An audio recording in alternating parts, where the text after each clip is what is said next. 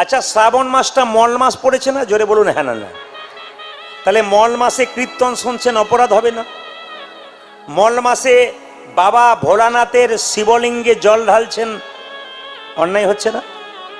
আপনার মাথা নড়াচ্ছেন, কিন্তু জানতে হবে এই মল মাসে কিছু কিছু কাজ আছে যেগুলো করা উচিত নয়। প্রথম জেনে নিন, বাড়ি তৈরি করা চলবে না। গৃহপ্রবেশ, বাড়ি তৈরি করার পর গৃহপ্রবেশ এই মল মাসে হবে না। কোনো ব্রাহ্মণের উপনয়ন এই মল মাসে হবে না। কোনো বিবাহ কার্য এই মল মাসে সম্পন্ন হবে না। এই মল মাসে কি করা যায়? এই মল মাসটার নাম হচ্ছে পুরুষোত্তম মাস।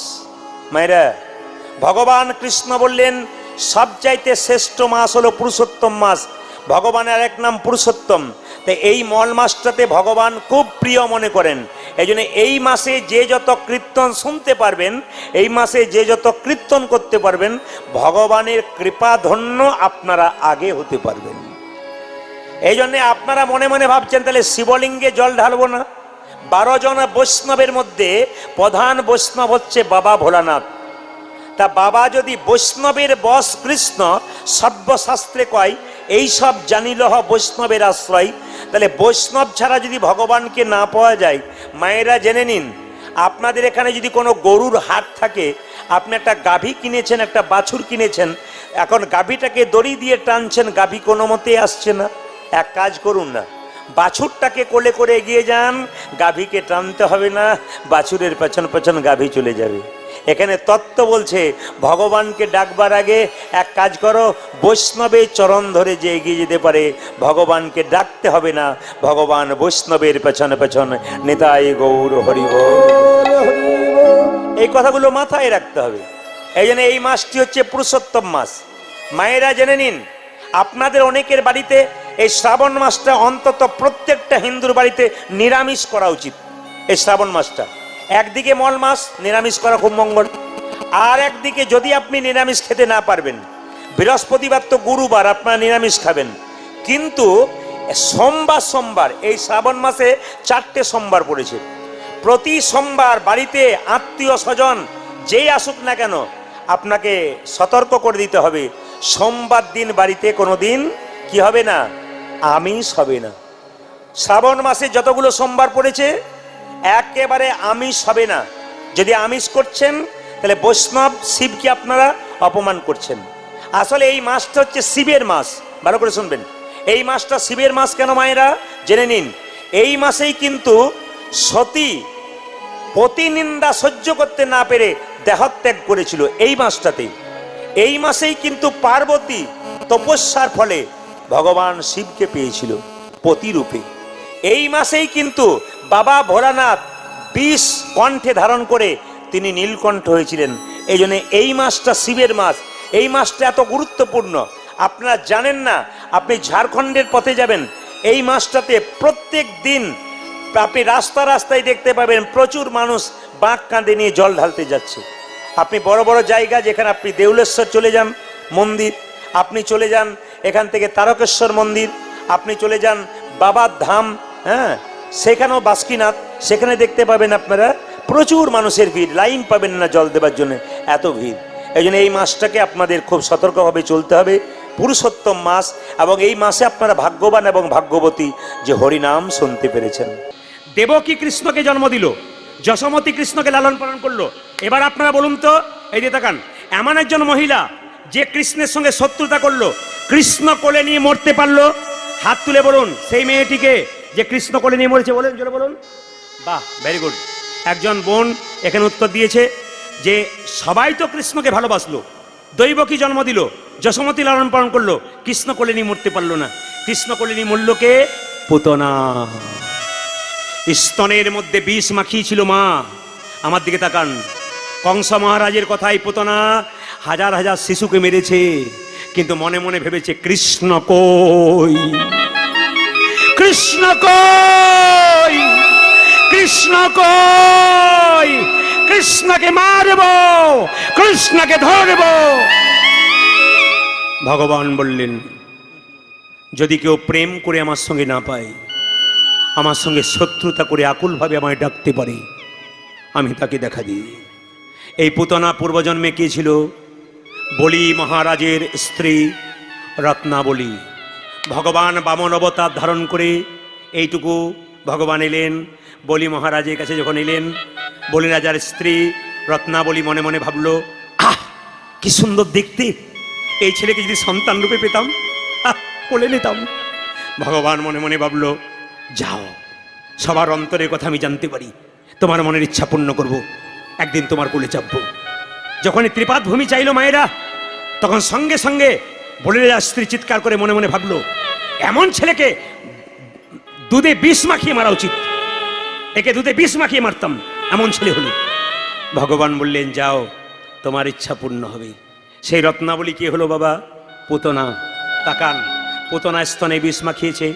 যখনই পুতনা স্তনে বিষ মাখিয়েছে, আমার দিকে তাকাবেন, কৃষ্ণকে কোলে নিয়েছে। দেখবেন বাচ্চাদের নিরাপদ জায়গা কোনটা? জোরে বলুন, বাড়ির কোন জায়গাটা নিরাপদ জায়গা? মায়ের কোলটা।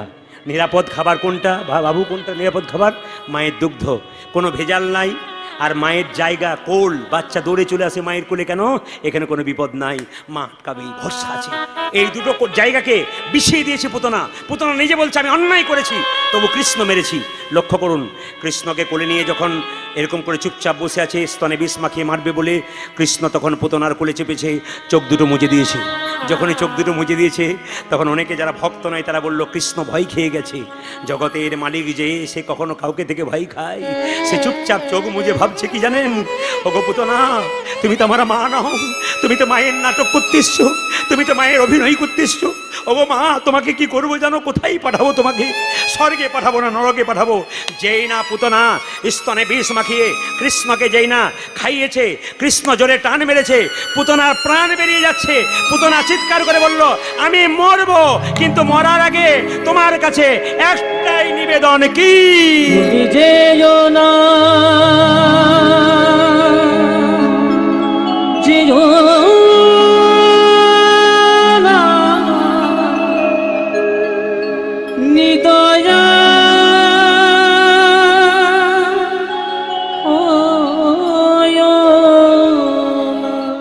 আমায় মারার আগে তুমি একবারে যাবে না, এখানে দাঁড়িয়ে থাকবে। যেও না, আমি মরবো, তবে শর্ত আছে তোমার কাছে মরার আগে। কি? তুমি নিদয়া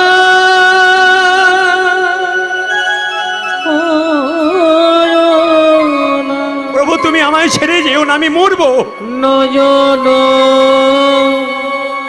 ভরিয়া হে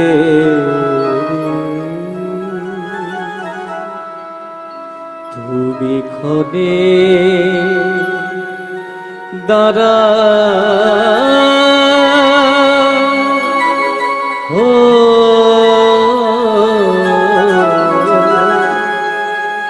তুমি ক্ষণে দাঁড়া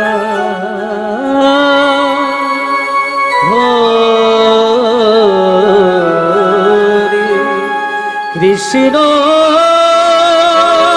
কৃষ্ণ কৃষ্ণ কৃষ্ণ।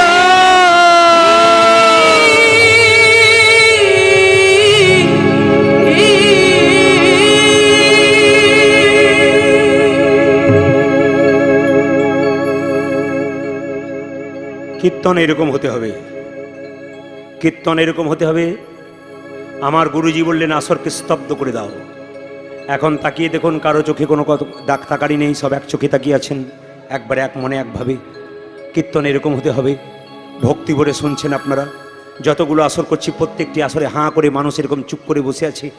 আপনাদের কাছে নিবেদন হলো, যে যেখানে বসে আছেন, পুতনা কেঁদে কেঁদে বলল, আমি মরবো, তবে একটা কারণ। কি? মরার আগে আমি তোমার চোখের দিকে তাকাবো, আমার চোখ থেকে জল পড়বে, সেই জল তোমার চরণে ভিজিয়ে দেবো, তার আগে মরবো না আমি।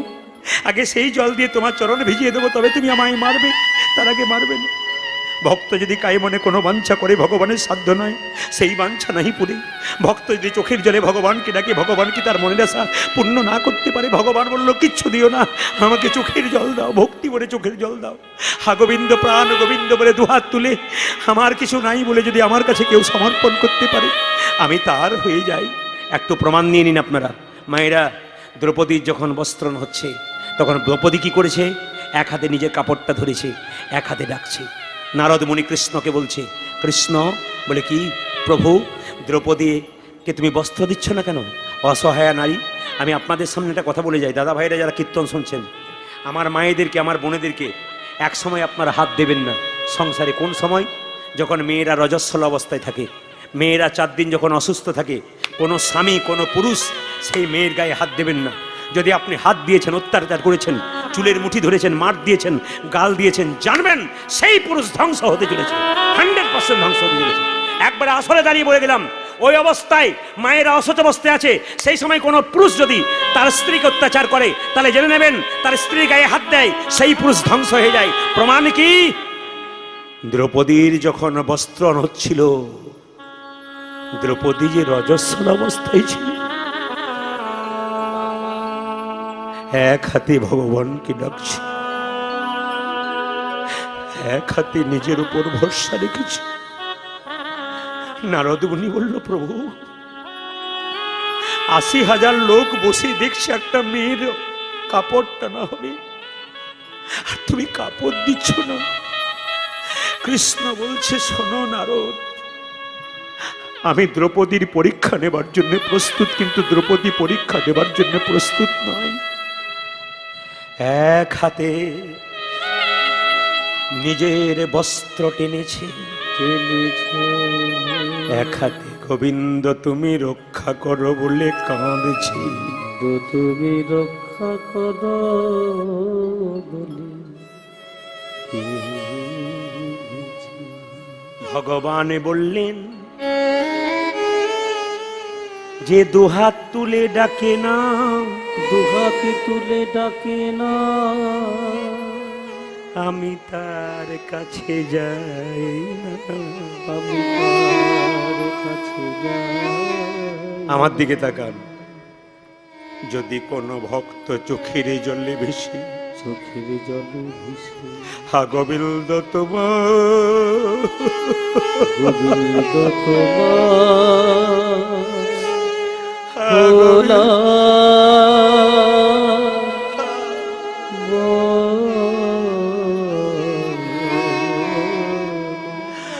গোবিন্দ তোমার হোলাবে বলে, গোলামে বলে, আমার কিছু নাই বলে আমার চরণে সঁপে দিতে। নাই কিছু নাই আমার, এই দেখো আমার জীবন যৌবন সবই তোমার চরণে সঁপে দিলাম।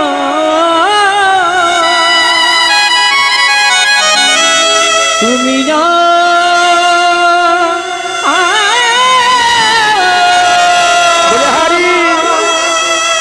তোমার চরণে একটু জায়গা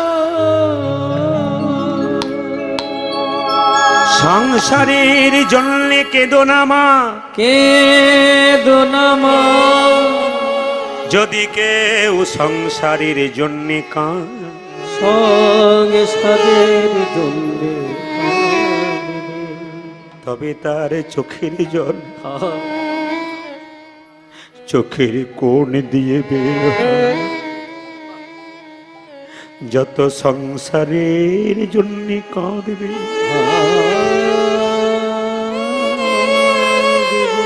তত ভেতরে জ্বালাবা।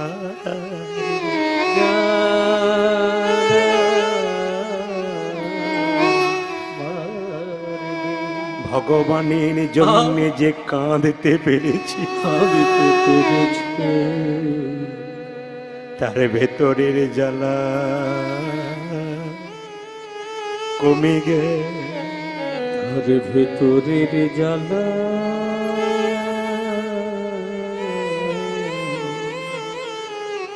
কমে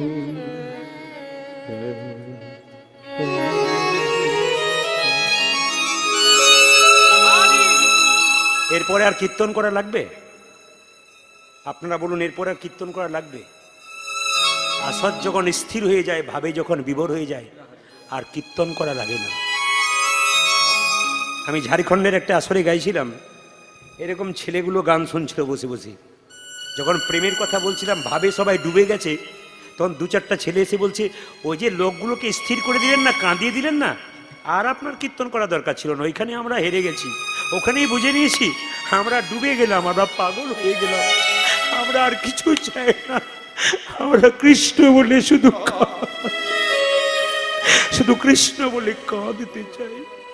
সবাই লক্ষ্য করুন মায়েরা, দ্রৌপদী যখন, কৃষ্ণ যখন বলছে দ্রৌপদী এক হাতে বর্ষ করেছে, এক হাতে ডাকছে, কৃষ্ণ যেই না বলেছে যে দুহাত তুলে ডাকে না আমাকে সে পায় না, দ্রৌপদী যেই না যা কিছু আমার সকলই তোমার, আমার কেবল তুমি, জীবনে মরণে, হ্যাঁ জনমে জনমে প্রাণনাথ হয়ে তুমি, যেই না ডেকেছে ভগবান তাকে বস্ত্র জোগাড় করেছে।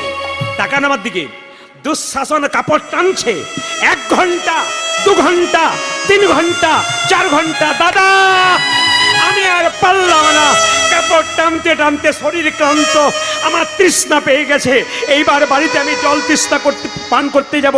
যখন জল পান করতে গেছে চমকে গেল, দুর্যোধন কি দেখলো, দুঃশাসন কি দেখলো, তাদের স্ত্রীরা উলঙ্গ অবস্থায় সবাই বসে আছে, কারো শরীরে কাপড় নাই। দুঃশাসন তার স্ত্রীকে বলছে, হ্যাঁ গো তোমার শরীরে কাপড় নাই কেন, তুমি কাপড় না নিয়ে চুপচাপ উলঙ্গ হয়ে বসে আছো কেন? শুধু তুমি নও, আমাদের 100 ভাইয়ের স্ত্রী উলঙ্গ হয়ে বসে আছে কেন? সঙ্গে সঙ্গে তার স্ত্রী বলে উঠল দুঃশাসনকে, স্বামী এর জন্যে দায়ী তুমি আর তোমার দাদা। বলে কেন? দ্রৌপদী কাপড় চাইছে, কৃষ্ণ কাপড় দিচ্ছে, এত কাপড় পাবে কোথায়? আমাদের গুলো টানছে আর দ্রৌপদীকে দান দিচ্ছে। নিতাই গৌর হরি বল। জেনে এ জগতে যে কারো অমঙ্গল চায় তার আগে অমঙ্গল হয়, তার আগে অমঙ্গল হয়, তার আগে অমঙ্গল হয়।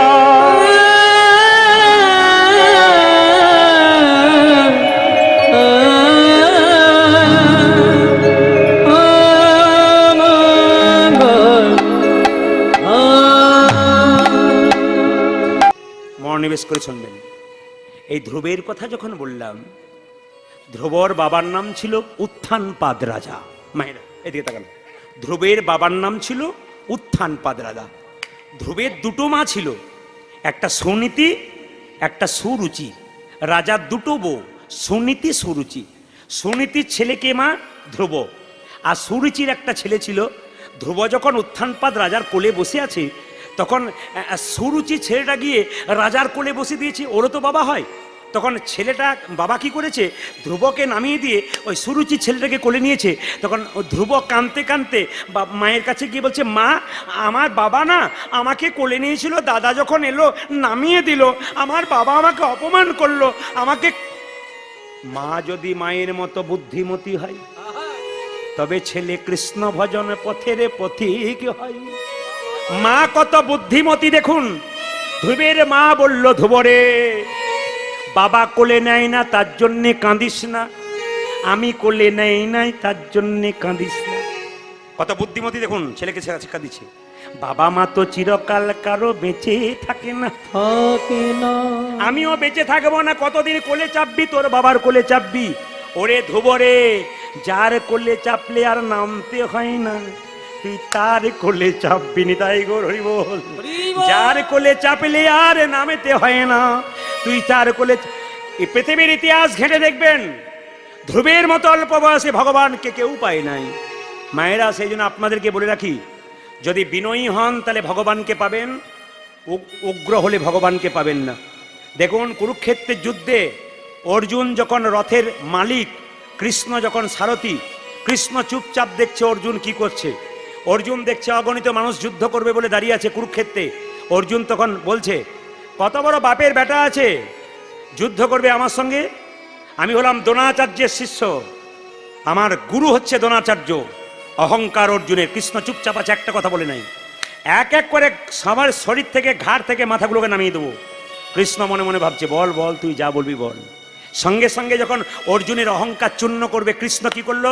পার্থ, পার্থ, কৃষ্ণের আরে অর্জুনের এক নাম পার্থ, পৃথার কন্যা, পৃথার ছেলে বলে। পার্থ, পার্থ কি? তাকিয়ে দেখো তোমার সামনে কারা দাঁড়িয়ে আছে। দেখছে মামার ছেলে, পিসির ছেলে, সবাই আত্মীয় স্বজন। কৃষ্ণকে বলছে, কৃষ্ণ হে, আমি আর যুদ্ধ করব না, করব না, এরা সবাই আমার আপন, আমি আত্মীয় হয়ে আত্মীয়কে মারবো কি করে? ভগবান তখন বললেন, এইবার তুমি কি করবে? এখন তো পাথরের মতো শক্ত ছিলে, জল হয়ে গেলে কেন? তখন ভগবান শ্রীকৃষ্ণের চরণতলে অর্জুন মাথা নিচু করে বলল, yes or no, good or bad, আমি কিচ্ছু বুঝি না, আমি তোমার চরণে সঁপে দিলাম, তুমি যেটা ভালো বুঝবে সেইটা করবে। মায়েরা, ভগবানের চরণে পড়ে কেউ যদি বলতে পারে, হে গোবিন্দ তুমি যা করবে সেইটাই ভালো, এই বিশ্বাস যদি কারো থাকে, গোবিন্দ আপনাকে ঠিক ঠিক জায়গায় প্রয়োগ করবে। সংসারে কৃষ্ণকে ভজন করবে কি না করবে সেটা তোমার ব্যাপার, দেবদেবীকে পুজো করবে কি না করবে সেটা তোমার ব্যাপার। কিন্তু বাড়িতে দুটো জীবন্ত দেবদেবীকে পুজো করো, যে দুটো জীবন্ত দেবদেবীকে পুজো করলে অন্য দেবদেবীর পুজো করবে বলে মনে হয় না। তিনি কে? মা আর বাবা। আজকে আসলে দাঁড়িয়ে এই গল্পগুলো বললে কিছু ব্যক্তি যারা মা বাবাকে খেতে দেয় না, তারা আড়াল থেকে শুধু এই কথা বলে, নীতি শিক্ষা দিচ্ছে। কেন? তাদের গায়ে লাগছে বলে। কিন্তু জেনে নিন, যদি আপনার বাবা মাকে আপনি না দেন, তবে প্রদীপ পালের কথাটা কানে নিয়ে তারপর বাড়ি যাবেন। কি? তুমি যদি কাউকে না দাও, তোমার ছেলে যখন বড় হবে তোমাকেও নিতাই গৌর হরি বল করে দেবে। তুমি একজনকে দেবে না, তৈরি হয়ে থাকো, তুমিও পাবে না।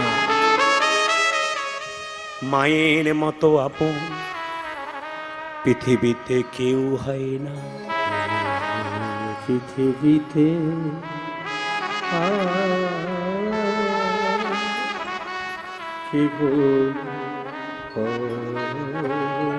আসরকে স্ত্রীর করার মন্ত্র হচ্ছে এটাই, যার সংসারে মা কাঁদে,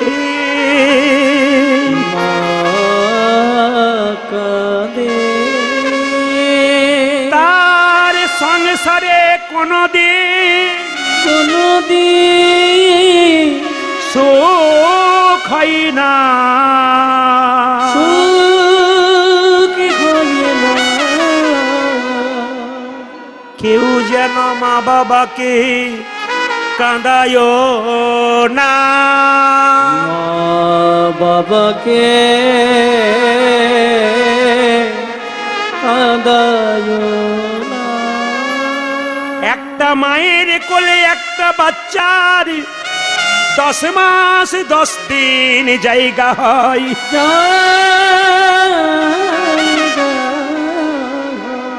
সেই ছেলে বড় হয়ে কলকাতায় ফ্ল্যাট কিনলে সবার জায়গা হয়, কিন্তু মা বাবার জায়গা হয় না।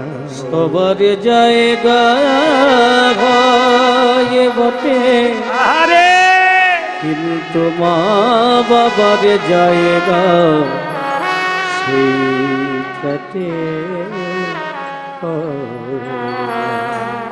রাত্রিবেলায় তুমি কীর্তন করে বাড়ি যাবে, কীর্তন শুনে বাড়ি যাবে, বাড়ি যাবে, বাড়ির সবাই ঘুমোবে, কিন্তু মা বাবা যদি বেঁচে থাকে দরজা খুলবে আর বেরোবে।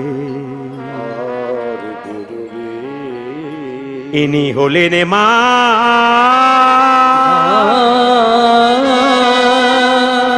ছেলে যদি না খায় বাড়ির সবাই খেয়ে নেয়, কিন্তু মা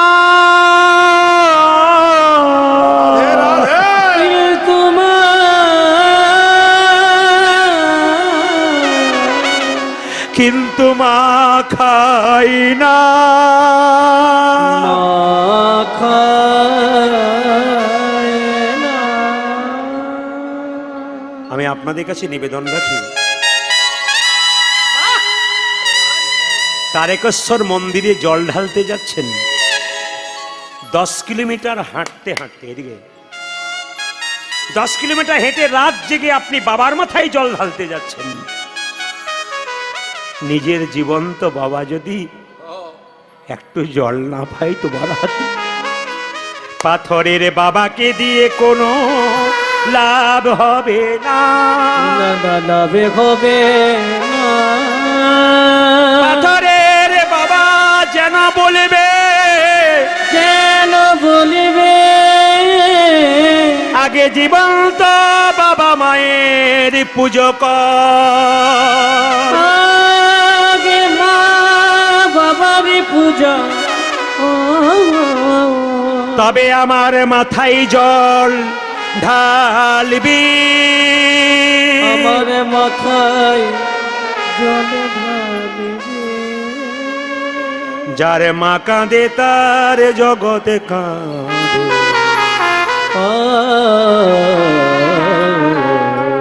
তোমরা যেন মা কাঁদায় না।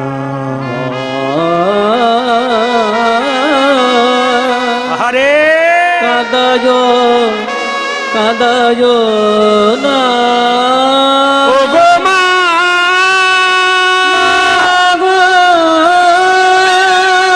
গর্ভধারিণী মা, গর্ভধারিণী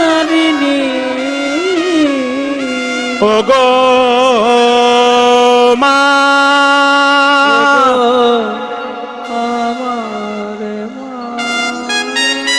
এবার একটু মন দিয়ে শুনে নেবেন।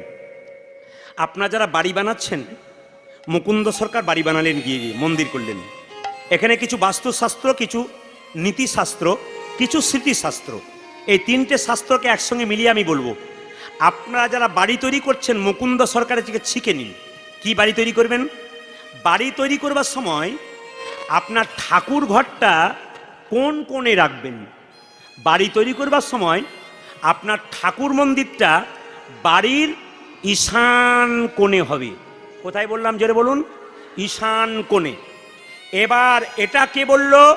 নীতিশাস্ত্র। এবার বাস্তুশাস্ত্র কি বলল? মন দিয়ে শুনবেন, প্রত্যেকটা প্রমাণ দিয়ে দিয়ে বলবো। বাস্তুশাস্ত্র বলল, যদি বাড়ি তৈরি করতে গিয়ে আপনাদের বাড়িতে ভুল করে আপনারা ঈশান কোণে বাথরুম পায়খানা ঘর করেন, তো বাস্তুশাস্ত্র বলছে 1 থেকে 2 বছরের মধ্যে তার বাড়িতে একজন আত্মহত্যা করে মরবে। খুব দামি কথাগুলো জেনে যান, কীর্তনের আসরে শিখে যেতে হবে। বাড়িতে যদি ঈশান কোণে ভুল করে বাথরুম পায়খানা করেন, তবে আপনার বাড়িতে 1 থেকে 2 বা 3 বছরের মধ্যে একজন আত্মহত্যা করে মরছে। এ কিন্তু জ্যোতিষশাস্ত্র বলছে। এবার অনেকেই আমাকে প্রশ্ন করে, আমরা বাস্তুবিদদের দিয়ে বাড়ি করি নাই, বাড়িতে বাথরুম পায়খানাটা করে দিয়েছি কোন দিকে? ঈশান কোণে। যদি কেউ করেন তবে তার একটা নিয়ম আছে, সেটাকে কাটানোর জন্য আমি আপনাদের বলে দেবো। যদি ঈশান কোণে হয় কি, একটা পাথরের বাটিতে দোকান থেকে পরিচ্ছন্ন লবণ এনে আপনি 1 মাস থেকে 2 মাস বাথরুমের কোণে রেখে দেবেন, আপনার বাড়িতে অশুভ শক্তি ঢুকবে না, যদি হয়ে থাকে। এইবার লক্ষ্য করুন, বাড়িতে আপনার বাড়িতে কেউ মারা গেছে, তার ছবিটা, মৃতদেহের ছবিটা রাখবেন না জীবিত অবস্থায় ছিল সেই ছবিটা রাখবেন? এখানে বড় বড় স্কন পণ্ডিতদের ব্যাখ্যা আপনারা শুনবেন। আমার জীবনটা হচ্ছে এইটাই, আমি প্রতিনিয়ত চলতে ফিরতে আমার কানে মেশিন গোজা থাকে, শুধু ভাগবতীয় কথা, শুধু হরি কথা আমার কানে ঢোকে, বড় বড় পণ্ডিতের কথা আমার ভেতরে ঢোকে। তারা ব্যাখ্যা করছেন যে বাড়িতে মৃতদেহ মারা গেছে সেই ছবিটা না রাখলেই ভালো হয়। বাচ্চা দেখলে ভয় খাবে, কেউ ভয় খেয়ে গেছে। তিনি যখন জীবিত ছিলেন ওই ছবিটা মালা দিয়ে রাখবেন, কিন্তু বাড়ির কোন দিকে রাখবেন? খুব মাথায় রাখবেন, উত্তর দিকের দেওয়ালে দক্ষিণ দিকে মুখ করে মৃতদেহের ছবি রাখতে হয়। আপনারা প্রশ্ন করবেন, দক্ষিণ দিকে মুখ করে রাখা হয় কেন? একটা কারণে রাখা হয়, এই জন্যে দক্ষিণ দিকটা যমের দুয়ার, ওই জন্য দক্ষিণ দিক মুখ করে ছবি রাখা হয়। এইবার কত সুন্দর স্মৃতিশাস্ত্র, কি সুন্দর কথা বললো দেখুন। আপনার বাড়িতে আপনি বিছানা তৈরি করেছেন, সে ছপ্পরে থাকুন, সে নিচে থাকুন, সে খাটে থাকুন, বাস্তুশাস্ত্র নয় স্মৃতিশাস্ত্র বলল আপনি দক্ষিণ দিকে পা করে কোনোদিন শুতে পাবেন না। আপনাকে শুতে হবে দক্ষিণ দিকে মাথা করে কিংবা পূর্ব দিকে মাথা করে। এখন প্রশ্ন হবে উত্তর দিকে মাথা করে শোবেন না কেন মা? জেনে নিন, ভগবান শ্রীকৃষ্ণ উত্তর গোষ্ঠ লীলা করেছিল। আপনারা যারা জ্ঞানীজন তারা জানেন উত্তর গোষ্ঠ লীলা করেছিল কেন। তিনি যখন গোচারণ থেকে ফিরছেন নন্দদারের বাড়িতে, তখন উত্তর দিকে মুখ করে ফিরছে, ওই জন্য লীলার নাম উত্তর গোষ্ঠ। মানে আমরা যখন জীবনে এসেছি, যখন আমরা মৃত্যুর কোলে ঢলে পড়ব, তখন উত্তর দিকে যাব।